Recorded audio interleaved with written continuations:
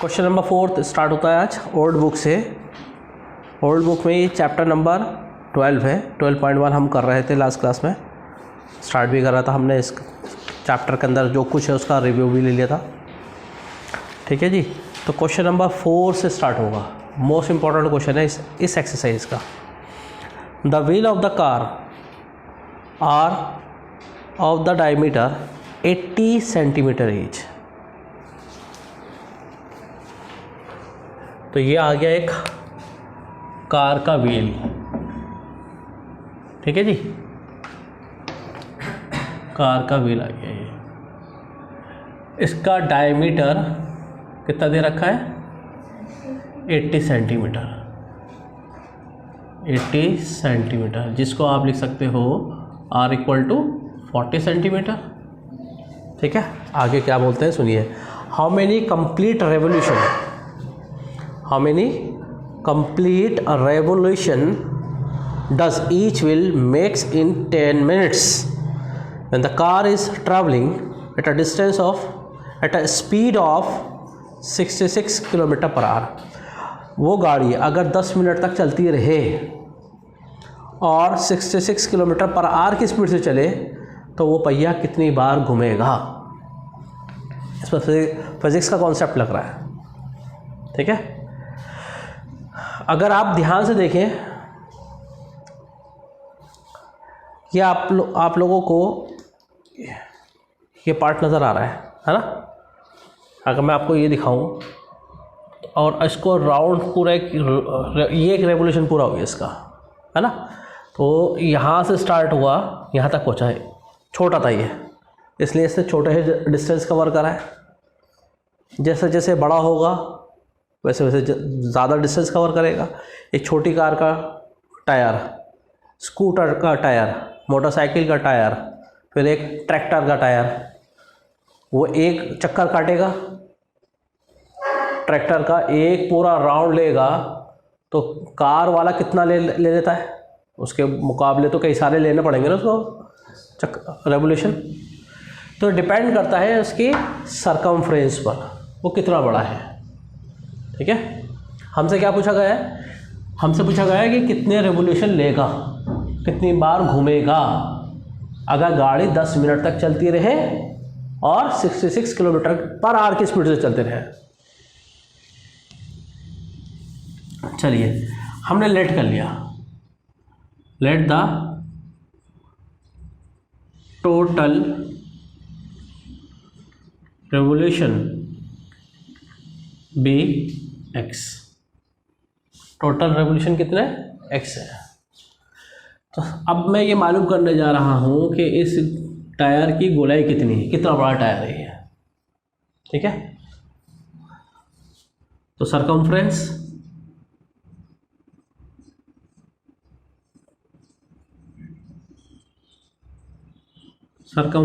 Of wheel, formula क्या होता है? 2πr। ये होगा। अब देखो, गाड़ी की स्पीड जो है, ध्यान से देखना, स्पीड दे रखी है 66 km/h। टाइम दे रखा है आपको 10 मिनट। 10 मिनट दे रखा,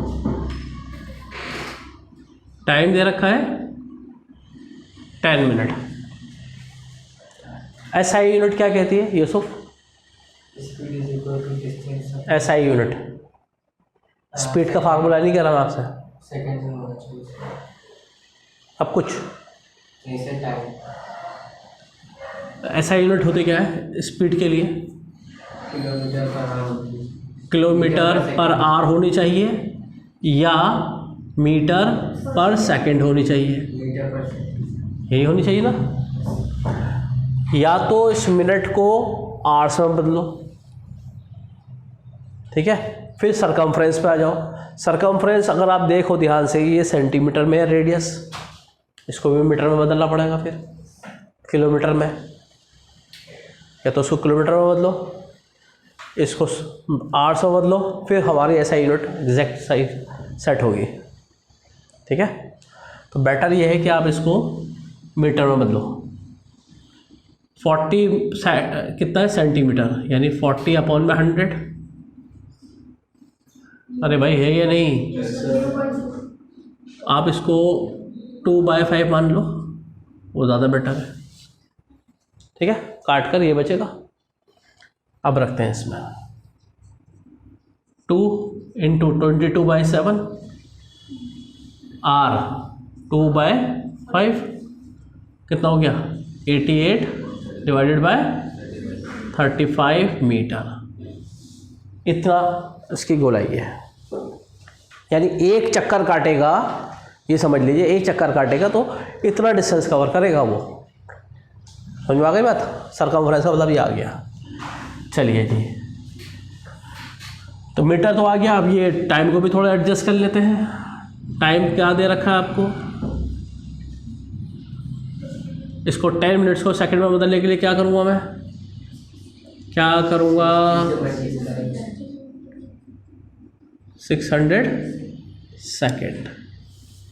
अब किलोमीटर को भी तो बदलना पड़ेगा भाई, है ना, किलोमीटर पर आवर है। 66 × 1000, 1 kilometre equal to 1000 metre, divided by hours को भी तो बदलना है, आवर्स को नहीं बदलोगे।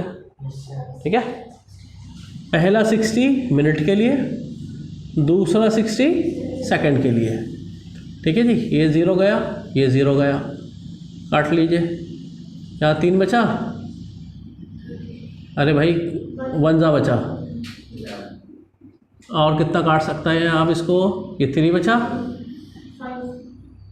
5 55/3 मीटर पर सेकंड। ठीक है, कुछ मिस तो नहीं होगा, ध्यान से देख लीजिए। 2 0 कैंसिल हो गए थे, 6 का उसको काटा तो 11 बचा, अगला 6 बचा और ऊपर 10 बचा था, उसको हमने काटा 2 से, तो नीचे बचा 3 और ऊपर 55। ठीक है, चलिए जी, अब मैं क्या निकालने जा रहा हूँ, फॉर्मूला अप्लाई करता हूँ। स्पीड किसके बराबर होती है, distance upon time. Speed 55/3 distance. अब ये टोटल डिस्टेंस होगा ना भाई, गाड़ी यहाँ से चली, इतनी स्पीड से चली, इतनी देर तक चली, डेस्टिनेशन में पहुँच गई अपने। तो ये तो एक राउंड है, अगर एक राउंड को मल्टीप्लाई कर दूँ टोटल राउंड से तो टोटल डिस्टेंस मिलेगा कि नहीं मिलेगा मुझे। ठीक है, तो यानी जो डिस्टेंस है वो मुझे कैसे मिल रहा है, गाड़ी के टायर का circumference into total revolution upon में 600 सेकेंड। ठीक है, सॉल्व कर लीजिए, एक्स का आंसर आ जाएगा, टोटल रेवोल्यूशन आपके आ जाएंगे। करिए, तो आपने ये इसका आंसर निकाल लिया है, एक्स का 4375, यानी वो पहिया 10 मिनट तक अगर चलता रहे, इस स्पीड से चलता रहे, तो 4375 बार घूमेगा। ठीक है, पूरा का पूरा इस पर फिजिक्स कॉन्सेप्ट अप्लाई हो रहा है। चलिए, इस एक्सरसाइज का लास्ट और इम्पॉर्टेंट क्वेश्चन जो लास्ट ईयर भी आया था ये लास्ट ईयर, बोर्ड का पेपर उठाकर देख लिएगा। Take the correct answer in the following and justify your answer choice. If the perimeter and the area of the circle are numerically equal, then the radius of the circle is, numerically का मतलब भाई जब solve किया गया होगा, radius की value रखी गई होगी, जो आंसर आया पैरामीटर का वही सेम आंसर आया सर्कल का। ये कब मुमकिन होगा, तो यानी रेडियस कितना होना चाहिए जब ये आंसर सेम आएगा। तो पैरामीटर किसके बराबर कह रहा है वो, एरिया क्या, राइट। पैरामीटर होता क्या है 2πr, एरिया क्या होता सर्कल का πr स्क्वायर, पाई से पाई कैंसिल, वो एक आर से एक R cancel, this is the हाँ, तो रेडियस इक्वल टू 2, यानी जब जब रेडियस 2 होगा सर्कल का, ठीक है, तो पैरामीटर और उसका एरिया सेम होगा, ठीक है। अच्छा, लास्ट ईयर जो क्वेश्चन आया था ना, उन्होंने वहाँ पर डायमीटर पूछा था, और इस साल भी कई सारे स्कूल के जिनके ये पेपर में ये आया था हाफ ईयरली के, उसमें सेम यही क्वेश्चन आया था, और डायमीटर पूछ लिया था। लास्ट ईयर के बोर्ड से वाला क्वेश्चन उठा के उन्होंने इसमें डाल दिया था हाफ ईयरली के अंदर, ठीक है। तो यहाँ पर रेडियस पूछा गया है, डायमीटर निकालने के लिए क्या करोगे, डबल कर दोगे, सिंपल, ठीक है। अब नेक्स्ट एक्सरसाइज जो बहुत अच्छी एक्सरसाइज है, इंटरेस्टिंग एक्सरसाइज शुरू हो रही है आपकी ओल्ड बुक में और न्यू बुक में, ये सेम है। ओल्ड बुक के अंदर जो थर्ड एक्सरसाइज है वो न्यू बुक में नहीं है, बट उससे रिलेटेड क्वेश्चन ज़रूर आते हैं। फर्स्ट 5 क्वेश्चन तो बहुत इजी है, बल्कि 3 क्वेश्चन इजी हैं, ये आप ट्राई करिए इतने, ठीक है। थर्ड क्वेश्चन में जब पहुंच जाए तो आप मुझे बताइएगा। फर्स्ट क्वेश्चन में क्या निकाला है, सेक्टर का एरिया, जो ऑलरेडी हम डिस्कस कर चुके हैं। सेक्टर का एरिया निकालने के लिए आपको चाहिए रेडियस, वो भी गिवन है, एंगल चाहिए, वो भी गिवन है। क्वेश्चन नंबर 2 के अंदर आपको क्वाड्रेंट का एरिया निकालना है। क्वाड्रेंट का मतलब सेक्टर ही होता है, ठीक है, यानी एरिया ऑफ सर्कल का 1/4 पार्ट। तो उसको सेक्टर के फार्मूले से सॉल्व करना, बस सिंपल सा। सरकमफ्रेंस दे रखा है, रेडियस नहीं दे रखा, एंगल नहीं दे रखा, लेकिन एंगल का हिंट दे रखा है क्वाड्रेंट। तो क्वाड्रेंट का मतलब कितना होता है एंगल, 90 डिग्री, थीटा मिल गया। सरकमफ्रेंस के थ्रू आप निकालोगे रेडियस, जब रेडियस आ जाएगा तो सेक्टर के फार्मूले में रखकर इसका आंसर निकाला जाएगा, ठीक है। ये दोनों क्वेश्चन करिए, फिर क्वेश्चन नंबर 3 से स्टार्ट करते हैं, जल्दी do it fast. Question number 3 के अंदर क्या बोला है, the length of the minute hand of a clock is 14 centimetre. जो क्लॉक की मिनट हैंड है उसको एज अ रेडियस मानेंगे आप। Find the area swept by the minute hand in 5 minute. 5 minute में जितना रास्ता वो तय करती है घड़ी की सुई, ठीक है, आपको उसका एरिया बताना है। ऑब्वियसली कहीं कभी मान लीजिए आप ये देखिए, घड़ी की सुई अभी सपोज यहाँ थी, 5 मिनट में वो यहाँ पहुँच गई, ठीक है। तो ये एरिया क्या है, क्या पोर्शन दिख रहा है आपको, सेक्टर ही तो लग रहा है। आपके पास एंगल नहीं है, रेडियस है, तो आप ये बताइए एंगल इन 360 या ये angle in 1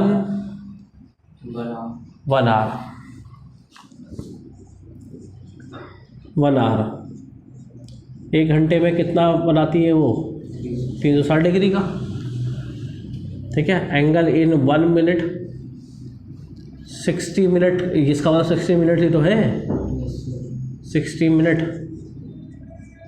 360, angle in 1 minute 360 divided by 60, 6 degree. Her 1 minute में 6 डिग्री का एंगल बनाएगी, ठीक है।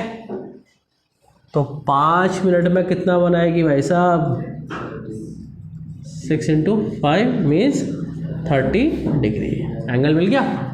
इसी तरह का क्वेश्चन बनता है एक्स्ट्रा। 7:35 से जब 7:35 से 7:55 पे घड़ी की सुई पहुंची, मिनट हैंड पहुंची, तो बताइए कितना एरिया शिफ्ट करा होगा उसने।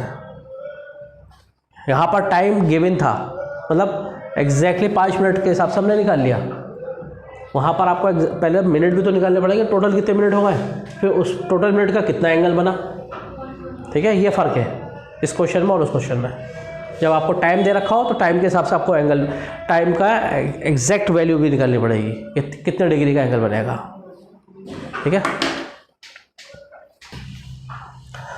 Question number 4। क्वेश्चन नंबर 4 में क्या बोला है कि रेडियस 10 सेंटीमीटर का है। अ कोड of a circle of radius 10 centimetre subtend at right angle at the centre, ठीक है। रेडियस कितना दे रखा है 10 सेंटीमीटर का, और एंगल कितना बनना है सेंटर पे 90 डिग्री का। Find the area the corresponding number 1 minor segment, number 2 major sector. ठीक है, बिल्कुल उल्टा पूछा गया है ना। और पाई की वैल्यू दे रखी है 3.14। ये देखिए पार्ट नंबर 2 के आगे दे रखी है, तो अक्सर स्टूडेंट कंफ्यूज हो जाते हैं। एग्जाम में भी याद रखिएगा, अगर 1-2 पार्ट दे रखे हो किसी क्वेश्चन के अंदर और पाई की वैल्यू दे रखी हो, ठीक है, किसी पार्ट के आगे, तो वो पर्टिकुलरली उस पार्ट के लिए नहीं है, पूरे क्वेश्चन जितने पार्ट होंगे उन सब के लिए पाई की वैल्यू वही है। आई बात समझे? पहली बात क्लियर हो गई।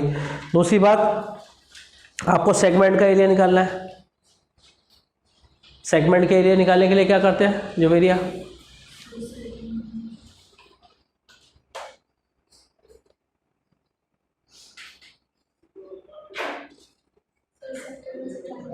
लाउडली बोलिए बस, सेक्टर में से ट्राइंगल माइनस करना है। तो area of segment equal to area of sector minus area of triangle. Sector का एरिया क्या होता है अब्दुल्ला?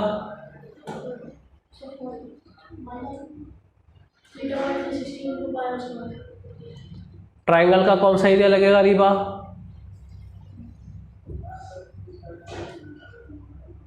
बोलिए।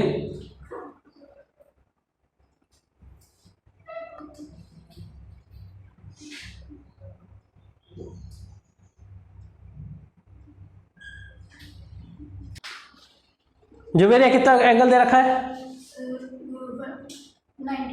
90 डिग्री। एंगल भी दे रखा है, रेडियस भी दे रखा है। तो सेक्टर के एरिया का माइनर, ये क्या है माइनर सेगमेंट। माइनर सेगमेंट निकाल लेना, स्टेटमेंट वही रहेगा माइनर सेगमेंट का। ठीक है जी, तो ये आपको निकालना है, ये पार्ट, ये है ना। तो इसके निकालने के लिए ये ट्राइंगल जो बन रहा है इस सेक्टर के अंदर, इस सेक्टर के अंदर से ट्राइंगल माइनस कर देंगे और ये एरिया आपको मिल जाएगा। ठीक है, तो area of minor segment equal to area of sector minus area of triangle. फिर अगले स्टेप के अंदर इक्वल के नीचे इक्वल होना चाहिए, याद रखना। ठीक है, सेक्टर का area θ/360 πr² minus right angle का वर्ड है, राइट एंगल का वर्ड है तो right angle triangle. Right angle triangle का formula half base into height. बस आप उसमें बेस क्या लेंगे, हाइट क्या लेंगे, जो रेडियस है ये 90 डिग्री यहीं तो बन जाएगा। जब ये 90 डिग्री जिन दो साइडों से मिलकर बनती हैं वही परपेंडिकुलर और बेस होती हैं। ये तो वैसे भी हाइपोटेन्यूज बनी, इसको तो देखो भी नहीं। ठीक है, तो हाफ बेस इंटू हाइट में जो आप रखेंगे ये रेडियस या रेडियस यानी आर, इसको मैंने फार्मूले लिखवा रखे हैं आपको, ये निकालेंगे आप। उसके बाद उन्होंने सेकंड पार्ट में बोला है मेजर सेक्टर, तो पूरे सर्कल में से माइनर वाला माइनस कर देना, मेजर वाला मिल जाएगा। ठीक है, डू इट फास्ट। तो क्वेश्चन नंबर 5 भी हो गया आपका, वेरी गुड। क्वेश्चन नंबर 6 भी हो गया। ठीक है, क्वेश्चन नंबर 6 में पाई की वैल्यू 3.14 लेनी है आपको और √3 की वैल्यू 1.73 लेनी है। क्वेश्चन नंबर 7 जो ओल्ड बुक में है, बेसिकली ये न्यू बुक में कटा हुआ है, लेकिन मैं फिर भी कराऊंगा आपको। क्वेश्चन नंबर 8 आप लोगों के लिए होमवर्क है। ठीक है, क्वेश्चन नंबर 12 भी आप लोगों के लिए होमवर्क है, जो two one ship for under water work के जो क्वेश्चन दे रखा है ना, a lighthouse spread a red colour light over a sector of a angle 80 degree. ठीक है, सेक्टर का एरिया निकालना है। इसकी लाइट 16.5 किलोमीटर तक जाती है, वो रेडियस हो गई। ठीक है, एंगल आपको दे रखा है 80 डिग्री का, पाई की वैल्यू दे रखी है 3.1। तो क्वेश्चन नंबर 8 और क्वेश्चन नंबर 12 आप लोगों के लिए होमवर्क है। बाकी नेक्स्ट क्लास टाइम को इस एक्सरसाइज को फिनिश करेंगे।